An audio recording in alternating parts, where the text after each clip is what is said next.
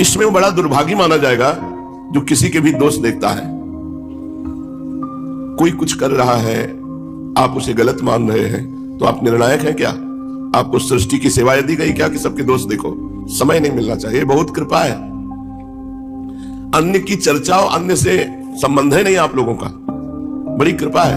अब अगर आपस में बैठकर गंदगी करो अंतःकरण की तो बात अलग है। नहीं, आप लोगों की दिनचर्या भगवान ने ऐसी बना दी है कि 1 मिनट का टाइम ही नहीं किसी के विषय में सोचने का।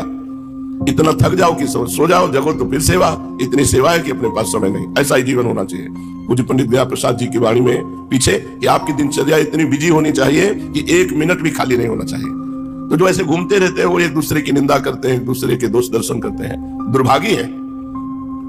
और कहते हैं ऐसे मूर्ख लोग जो दूसरे की निंदा करते हैं, हमारे प्राण संकट में तो भी मैं ऐसे के दर्शन नहीं करना चाहूंगा। इनके दर्शन कर ले प्राण बच जाएंगे तो प्राण निकल जाए, पर ऐसे नीच पुरुषों का दर्शन ना हो जो दूसरों की निंदा करते हैं। ये नियम बना लो, पर चर्चा नहीं करनी, वाणी का नियम बना लो, बहुत बढ़िया जीवन हो जाएगा। हमारे सदगुरुदेव भगवान का नियम है, पर चर्चा नहीं करते।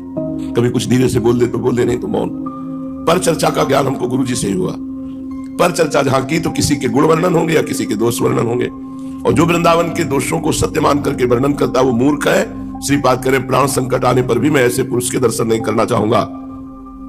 किसी भी विषय में क्यों ना हो, वो उपहासास्पद बन जाएंगे जो दूसरों के दोष दर्शन करेंगे।